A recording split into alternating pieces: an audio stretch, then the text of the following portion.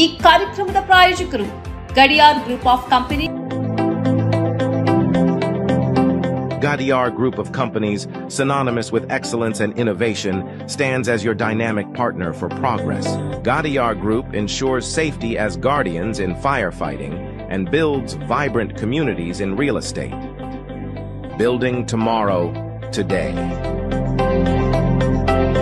ವೀಕ್ಷಕರೇ, ಸನ್ಮಾರ್ಗ ಸುದ್ದಿ ಸಂಚಯಕ್ಕೆ ಸ್ವಾಗತ. ನಾನು ಸಿಂಧು ಎಸ್. ಲವ್ ಜಿಹಾದ್ ಆರೋಪಿಸಿ ಮುಸ್ಲಿಂ ಯುವಕನನ್ನು ಮನಬಂದಂತೆ ಥಳಿಸಿದ ಸಂಘ ಪರಿವಾರದ ಇಬ್ಬರನ್ನು ಮಧ್ಯಪ್ರದೇಶದ ಪೊಲೀಸರು ಬಂಧಿಸಿದ್ದಾರೆ. ಇದಕ್ಕಿಂತ ಮೊದಲು ಮುಸ್ಲಿಮರು ಭಾರೀ ಪ್ರಮಾಣದಲ್ಲಿ ಪ್ರತಿಭಟನೆ ನಡೆಸಿದ್ದರು.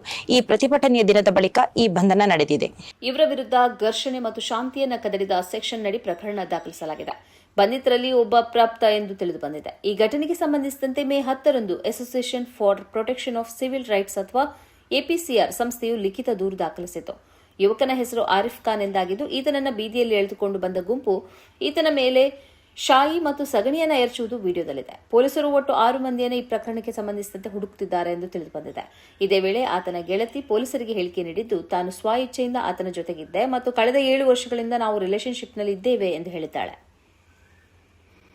ನೀಟ್ ಪೇಪರ್ ಲೀಕ್ಗೆ ಸಂಬಂಧಿಸಿ ರಾಜಸ್ಥಾನದ ಬಿಜೆಪಿ ಮುಖಂಡ ದಿನೇಶ್ ಬಿಪಾಲ್ ಎಂಬುವರನ್ನು ಬಂಧಿಸಿದ ಬಳಿಕ ಅಚ್ಚರಿಯ ಮಾಹಿತಿಗಳು ಹೊರಬೀಳುತ್ತಿವೆ. ಈತನ ಕುಟುಂಬದ 5 ಮಂದಿ 2025ರ ನೀಟ್ ಪರೀಕ್ಷೆಯಲ್ಲಿ ತೇರ್ಗಡೆ ಹೊಂದಿದ್ದರು. ಇವರೆಲ್ಲ ಸರ್ಕಾರಿ ಮೆಡಿಕಲ್ ಕಾಲೇಜಿನಲ್ಲಿ ಪ್ರವೇಶವನ್ನು ಪಡೆದಿದ್ದರು. ಇವರ ಗೆಲುವನ್ನು ಇದೇ ದಿನೇಶ್ ಬಿಪಾಲ್ ಫೇಸ್ಬುಕ್ನಲ್ಲಿ ಹಂಚಿಕೊಂಡಿದ್ದ. ಇದೀಗ ದಿನೇಶ್ ಬಿಪಾಲ್, ಆತನ ಸಹೋದರ ಮತ್ತು ಅವರದೇ ಕುಟುಂಬದ ಇನ್ನೊಬ್ಬನನ್ನು ಬಂಧಿಸಿರುವುದು ಈ ಇಡೀ ಕುಟುಂಬದ ಬಗ್ಗೆ ತನಿಖೆ ನಡೆಸುವುದಕ್ಕೆ ಕಾರಣವಾಗಿದೆ. 2025ರಲ್ಲಿ ತೇರ್ಗಡೆಯಾದ ಬಿವಾಲ್ ಕುಟುಂಬದ 5 ಮಂದಿ ಕೂಡ ಎಸ್ಎಸ್ಎಲ್ಸಿ ಮತ್ತು ಪಿಯುಸಿ ಪರೀಕ್ಷೆಯಲ್ಲಿ ಸಾಮಾನ್ಯ ವಿದ್ಯಾರ್ಥಿಗಳಾಗಿದ್ದರು. ಅವರು ಏಕಾಏಕಿ ನೀಟ್ ಪರೀಕ್ಷೆ ಪಾಸ್ ಮಾಡಿರುವುದು ಇದೀಗ ಅಚ್ಚರಿಗೆ ಕಾರಣವಾಗಿದ್ದು ತನಿಖೆಗೆ ಆದೇಶಿಸಲಾಗಿದೆ. ಈಗ ಬಂಧನಕ್ಕೆ ಈಡಾಗಿರುವ ಮಂಗಿಲಾಲ್ ಎಂಬುವನ ಮಗ ಸವಾಯಿ ಮೆಡಿಕಲ್ ಕಾಲೇಜಿನಲ್ಲಿ ಪ್ರವೇಶ ಪಡೆದಿದ್ದಾನೆ. 2024ರಲ್ಲಿ ಈತ 720 ಅಂಕಗಳಲ್ಲಿ ಬರೀ 270 ಅಂಕಗಳನ್ನು ಮಾತ್ರ ಪಡೆದಿದ್ದ. ಆದರೆ 2025ರ ನೀಟ್ ಪರೀಕ್ಷೆಯಲ್ಲಿ 85.11% ಅಂಕ ಪಡೆದು ತೇರ್ಗಡೆಯಾಗಿದ್ದಾನೆ. ಮಂಗಿಲಾಲ್ನ ಮಗಳು ಪ್ರಗತಿ 2024ರ ನೀಟ್ ಪರೀಕ್ಷೆಯಲ್ಲಿ ಬರೀ 132 ಅಂಕಗಳನ್ನು ಮಾತ್ರ ಪಡೆದಿದ್ಲು. ಆದರೆ 2025ರ ನೀಟ್ ಪರೀಕ್ಷೆಯಲ್ಲಿ ಈಕೆ 89.08% ಅಂಕ ಪಡೆದಿದ್ದಾಳೆ. ಬಿಜೆಪಿ ಮುಖಂಡ ದಿನೇಶ್ನ ಮಗ ಗುಂಜನ್ 10ನೇ ತರಗತಿಯಲ್ಲಿ 86 ಅಂಕಗಳನ್ನೇ ಪಡೆದಿದ್ದ. 12ನೇ ತರಗತಿಯಲ್ಲಿ 70% ಅಂಕಗಳನ್ನು ಪಡೆದಿದ್ದ. 2024ರ ನೀಟ್ ಪರೀಕ್ಷೆಯಲ್ಲಿ 355 ಅಂಕಗಳನ್ನಷ್ಟೇ ಪಡೆದಿದ್ದ. ಕೋಚಿಂಗ್ ಸೆಂಟರ್ನಲ್ಲಿ ಈ ಗುಂಜನ್ ಸರಾಸರಿ ಅಂಕ 320 ಆಗಿತ್ತು. ಆದರೆ 2025ರ ನೀಟ್ ಪರೀಕ್ಷೆಯಲ್ಲಿ ಭಾರೀ ಅಂಕ ಪಡೆದು ವಾರಣಾಸಿಯ ಗವರ್ನಮೆಂಟ್ ಮೆಡಿಕಲ್ ಕಾಲೇಜಿನಲ್ಲಿ ಪ್ರವೇಶವನ್ನು ಪಡೆದಿದ್ದಾನೆ. ಇದೇ ದಿವಾಲ್ ಸಹೋದರರಲ್ಲಿ 3ನೇವನಾದ ಘನಶ್ಯಾಮ್ನ ಮಗಳು ಸಾನಿಯಾಳಿಗೆ ಮುಂಬೈ ಮೆಡಿಕಲ್ ಕಾಲೇಜಿನಲ್ಲಿ ಪ್ರವೇಶ ಸಿಕ್ಕಿದೆ.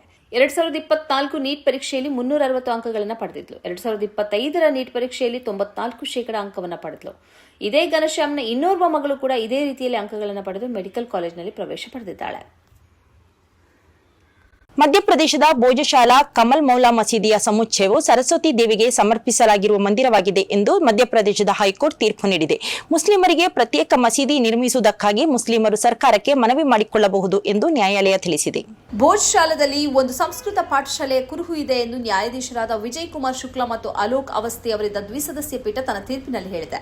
ಹಾಗೆಯೇ ಸರಸ್ವತಿ ದೇವಿಯ ಮಂದಿರದ ಕುರುಹು ಕೂಡ ಇದೆ ಎಂದು ಇವರಿಬ್ಬರು ತೀರ್ಪಿನಲ್ಲಿ ಹೇಳಿದ್ದಾರೆ.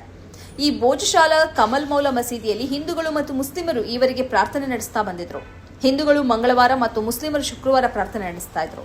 ಹಿಂದೂಗಳಿಗೆ ಪ್ರಾರ್ಥನೆ ನಡೆಸುವುದಕ್ಕೆ ಭೋಜಶಾಲಾದಲ್ಲಿ ಪ್ರತ್ಯೇಕ ವ್ಯವಸ್ಥೆ ಆಗಬೇಕು ಎಂದು ಆಗ್ರಹಿಸಿ ನ್ಯಾಯಾಲಯದ ಬಾಗಿಲು ತಟ್ಟಲಾಗಿತ್ತು. ಈ ಹಿನ್ನೆಲೆಯಲ್ಲಿ ಸರ್ವೆ ನಡೆಸುವುದಕ್ಕೆ ಹೈಕೋರ್ಟ್ ಆದೇಶ ನೀಡಿತ್ತು. 2017ರ ಉನ್ನವ್ ಅತ್ಯಾಚಾರ ಪ್ರಕರಣದಲ್ಲಿ ಅಪರಾಧಿಯಾಗಿರುವ ಮಾಜಿ ಬಿಜೆಪಿ ಶಾಸಕ ಕುಲದೀಪ್ ಸಿಂಗ್ ಸೆಂಗಾರ್ಗೆ ಜೀವಾವಧಿ ಶಿಕ್ಷೆ ಅಮಾನತುಗೊಳಿಸಿದ ದೆಹಲಿ ಹೈಕೋರ್ಟ್ ಆದೇಶವನ್ನು ಸುಪ್ರೀಂ ಕೋರ್ಟ್ ರದ್ದುಗೊಳಿಸಿದೆ.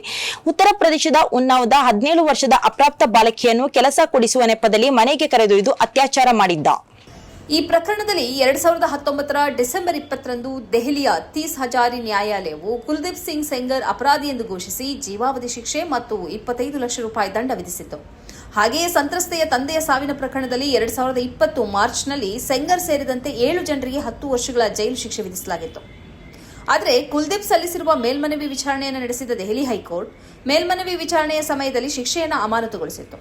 ಸೆಂಗರ್ 15 ಲಕ್ಷ ರೂಪಾಯಿಗಳ ವೈಯಕ್ತಿಕ ಬಾಂಡ್ ಒದಗಿಸಬೇಕು, ಸಂತ್ರಸ್ತೆಯ ನಿವಾಸದ 5 ಕಿಲೋಮೀಟರ್ ವ್ಯಾಪ್ತಿಯೊಳಗೆ ಪ್ರವೇಶಿಸಬಾರದು ಮತ್ತು ಸಂತ್ರಸ್ತೆ ಅಥವಾ ಆಕೆಯ ತಾಯಿಯನ್ನು ಯಾವುದೇ ರೀತಿಯಲ್ಲಿ ಸಂಪರ್ಕಿಸಬಾರದು ಎಂದು ಹೇಳಿ ಜಾಮೀನು ನೀಡಿತ್ತು. ಇದೀಗ ಸುಪ್ರೀಂ ಕೋರ್ಟ್ ದೆಹಲಿ ಹೈಕೋರ್ಟ್ನ ಈ ಆದೇಶವನ್ನು ರದ್ದುಗೊಳಿಸಿದೆ. ತನ್ನ ಮಗಳಿಗೆ ನ್ಯಾಯಕ್ಕಾಗಿ ಹೋರಾಡುತ್ತಿದ್ದ ಸಂತ್ರಸ್ತೆಯ ತಂದೆಯನ್ನ ಕುಲ್ದೀಪ್ ಸೆಂಗಾರ್ನ ಸಹೋದರ ಅತುಲ್ ಸಿಂಗ್ ಮತ್ತು ಇತರರು 2018ರ ಏಪ್ರಿಲ್ನಲ್ಲಿ ತೀವ್ರವಾಗಿ ಥಳಿಸಿದ್ದರು. ಪೊಲೀಸರು ಸಂತ್ರಸ್ತೆಯ ತಂದೆಯನ್ನೇ ಅಕ್ರಮ ಶಸ್ತ್ರಾಸ್ತ್ರ ಹೊಂದಿದ ಆರೋಪದಲ್ಲಿ ಬಂಧಿಸಿದ್ರು. 2018ರ ಏಪ್ರಿಲ್ 8ರಂದು ಸಂತ್ರಸ್ತೆ ಮುಖ್ಯಮಂತ್ರಿ ಯೋಗಿ ಆದಿತ್ಯನಾಥ್ರ ನಿವಾಸದ ಮುಂದೆ ಆತ್ಮಹತ್ಯೆಗೆ ಪ್ರಯತ್ನಿಸಿದ ನಂತರ ಪ್ರಕರಣ ರಾಷ್ಟ್ರಮಟ್ಟದ ಗಮನ ಸೆಳೆದಿತ್ತು. ಇದಾದ ಮರುದಿನವೇ ಸಂತ್ರಸ್ತೆಯ ತಂದೆ ಪೊಲೀಸ್ ಕಸ್ಟಡಿಯಲ್ಲಿದ್ದಾಗಲೇ ಗಂಭೀರ ಗಾಯಗಳಿಂದ ಮೃತಪಟ್ಟಿದ್ದರು. ಅದಾದ ಬಳಿಕ 2019ರ ಜುಲೈ 28ರಂದು ಸಂತ್ರಸ್ತೆಯ ಸಂಬಂಧಿಕರು ಮತ್ತು ವಕೀಲರು ಪ್ರಯಾಣಿಸುತ್ತಿದ್ದ ಕಾರಿಗೆ ರಾಯ್ಬರೇಲಿಯಲ್ಲಿ ಟ್ರಕ್ ಡಿಕ್ಕಿ ಹೊಡೆದಿತ್ತು. ಈ ಘಟನೆಯಲ್ಲಿ ಸಂತ್ರಸ್ತೆಯ ಇಬ್ಬರು ಮಹಿಳಾ ಸಂಬಂಧಿಕರು ಸಾವನ್ನಪ್ಪಿದ್ದರು ಮತ್ತು ಸಂತ್ರಸ್ತೆ ಹಾಗೂ ವಕೀಲರು ಗಂಭೀರವಾಗಿ ಗಾಯಗೊಂಡಿದ್ದರು.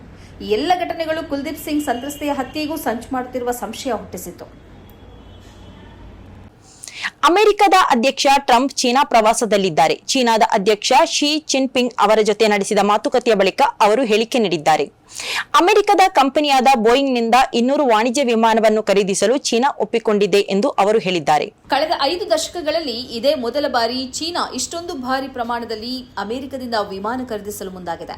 ಟ್ರಂಪ್ ಅವರ ಜೊತೆ ಬೋಯಿಂಗ್ ಕಂಪನಿಯ ಮುಖ್ಯಸ್ಥರು ಕೂಡ ಚೀನಾಕ್ಕೆ ಭೇಟಿ ನೀಡಿದ್ರು. ಆದರೆ ಚೀನಾ ಈ ಬಗ್ಗೆ ಯಾವುದೇ ಹೇಳಿಕೆಯನ್ನು ನೀಡಿಲ್ಲ. ಬೋಯಿಂಗ್ ಕಂಪನಿ ಕೂಡ ಈ ಬಗ್ಗೆ ಯಾವುದೇ ದೃಢೀಕರಣ ವ್ಯಕ್ತಪಡಿಸಿಲ್ಲ. ಇದಲ್ಲದೆ ಅಮೆರಿಕ ಮತ್ತು ಚೀನಾದ ನಡುವೆ ಹಲವು ಒಪ್ಪಂದಗಳು ನಡೆದಿವೆ. ಇದು ಈ ಹೊತ್ತಿನ ಸುದ್ದಿ ಸಂಚಯ. ನಿರಂತರ ಸುದ್ದಿಗಾಗಿ ವೀಕ್ಷಿಸಿ ಸನ್ಮಾರ್ಗ ನ್ಯೂಸ್. ಸುದ್ದಿಗಳ ಸಂಖ್ಯೆಯಲ್ಲಿ ಸತ್ಯದ ಮೊಂಬತ್ತಿ.